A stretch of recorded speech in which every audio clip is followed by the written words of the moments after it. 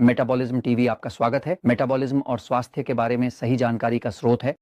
जीवन के हर पहलू में और मृत्यु के बीच संतुलन बनाए रखना महत्वपूर्ण है।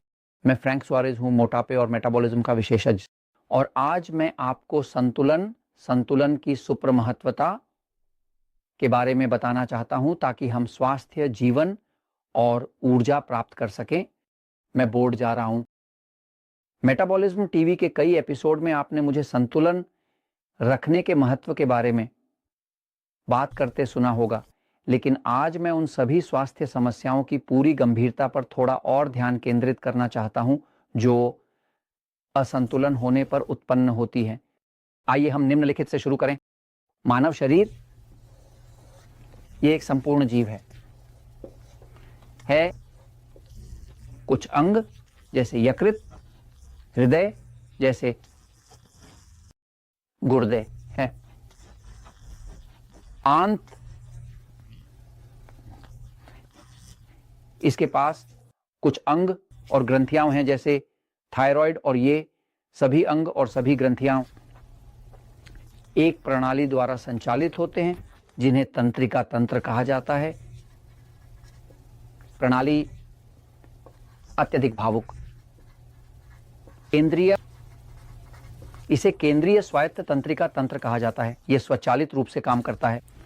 यह केंद्रीय तंत्रिका तंत्र यहां सेरेबेलो में इस क्षेत्र में स्थित है। एक तारों की प्रणाली रीढ़ की हड्डी और शरीर के अन्य हिस्सों से नीचे लाता है, जो एक विद्युत तारों की प्रणाली है।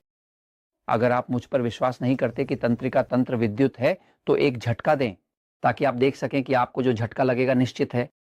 यह एक विद्युत तंत्रिका तंत्र है। अब जो कुछ भी अंगों में होता है, हार्मोन बनाने वाली ग्रंथियों में, सब कुछ यहां से केंद्रीय स्वायत्त तंत्रिका तंत्र से संचालित होता है।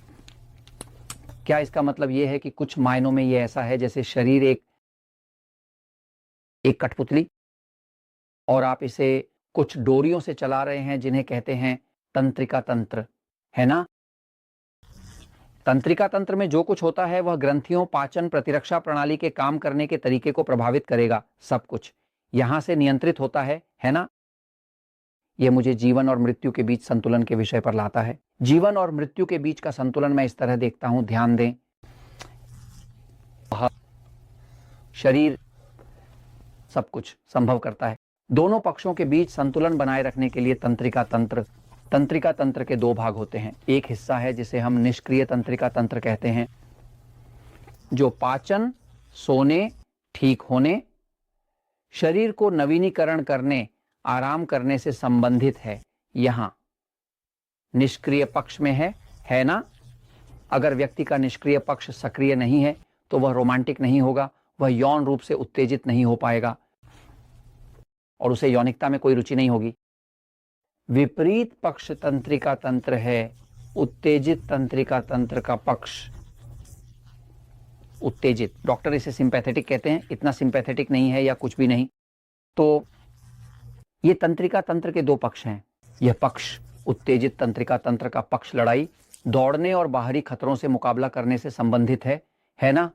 और यह पक्ष ठीक होने, पाचन, आराम करने, सोने, मरम्मत करने, शरीर की आंतरिक रक्षा करने, बैक्टीरिया, वायरस और अन्य के खिलाफ संबंधित है। क्या इसका मतलब है कि ये दोनों पक्ष दोनों महत्वपूर्ण हैं? ये एक्सेलरेटर संभवतः हो सकता है और ये ब्रेक हो सकता है। हम सभी के पास ये दोनों होते हैं। एक एक्सेलरेटर है और दूसरा ब्रेक है। एक आपात स्थिति है, तंत्रिका तंत्र सक्रिय करें, आपको आराम करना होगा, आपको शूटिंग करनी होगी, या ब्रेक को दबाना, क्योंकि अगर आप बहुत उत्तेजित हैं, बहुत तेज हैं तो आप सो नहीं पाएंगे। तो हम सभी के पास दोनों पक्ष होते हैं। लेकिन क्या होता है जब शरीर में संतुलन होता है? इसे होमियोस्टेसिस कहा जाता है। जैसे, ठीक है, होमियोस्टेसिस का मतलब है संतुलन, इसका मतलब है संतुलन, इसका मतलब वास्तव में संतुलन है। स्वास्थ्य कहां है? पूरा स्वास्थ्य और जीवन संतुलन में वास्तव में है।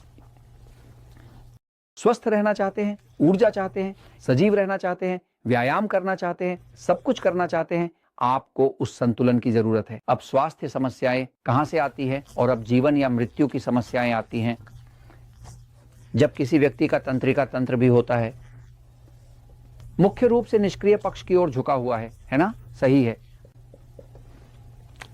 ये वास्तव में इतना हो सकता है, अब यह व्यक्ति को कैंसर जैसी गंभीर समस्याएं भी दे सकता है। लेकिन जब निष्क्रिय तंत्रिका तंत्र बहुत सक्रिय होता है, जो प्रकार का कैंसर होता है वह इम्यून कैंसर है। ये विलियम केली ने खोजा। बुनियादी रूप से जिन लोगों को इम्यून कैंसर होता है, लिम्फोमा, ल्यूकेमिया, हड्डियों का कैंसर, हड्डियों के तिल्ली से, जिसे वे अस्थि मज्जा कहते हैं, इस प्रकार का कैंसर तंत्रिका तंत्र की अत्यधिक गतिविधि के कारण होता है।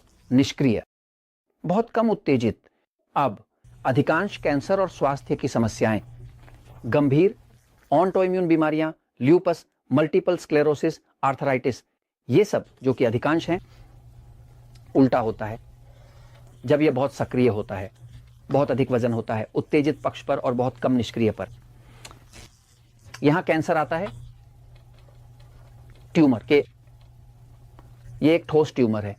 यह तंत्रिका तंत्र से संबंधित है, उत्तेजित। जब यह इम्यून सिस्टम का कैंसर होता है, शरीर के आंतरिक रक्षा तंत्र का, यह निष्क्रिय तंत्रिका तंत्र से संबंधित होता है। अब अधिकांश कैंसर यहां होते हैं। अब क्या होता है? जीवन और मृत्यु इस बात में है कि जब यह तंत्रिका तंत्र बहुत निष्क्रिय होता है या जब यह बहुत उत्तेजित होता है, तभी मृत्यु आती है। यानी मृत्यु, बीमारियां, ऊर्जा की कमी, जैसे यह मनोवैज्ञानिक इम्यून सिस्टम है जो खुद को ही हमला कर रहा है अगर इसमें एंटीबॉडी है, जैसे कि मल्टीपल स्क्लेरोसिस, आर्थराइटिस, और ये सभी स्थितियां, जहां तक मैंने देखा है, ये सभी एक उत्तेजित तंत्रिका तंत्र से संबंधित है। ठीक है, बिल्कुल। जब किसी व्यक्ति का तंत्रिका तंत्र बहुत निष्क्रिय होता है, जो कि अल्पसंख्यक है, एक गलत अनुमान लगाते हुए कि लगभग सभी कैंसर इसी तरह के हैं, लगभग 5% यहां पर ही है। और आप देखते हैं ये ल्यूकेमिया के कैंसर हैं, लिम्फोमा, त्वचा के कैंसर, ये सब बहुत अधिक उत्तेजित निष्क्रिय तंत्रिका तंत्र से संबंधित है, बहुत भारी नहीं। लेकिन 95% कैंसर सैकड़ों लोगों में देखा है, ये तंत्रिका तंत्र में होते हैं। तनाव व्यक्ति को सोने नहीं देता, पाचन नहीं करता, डिटॉक्सिफाई नहीं करता, ये होते हैं। तो जीवन और मृत्यु इस संतुलन को बनाए रखने में है।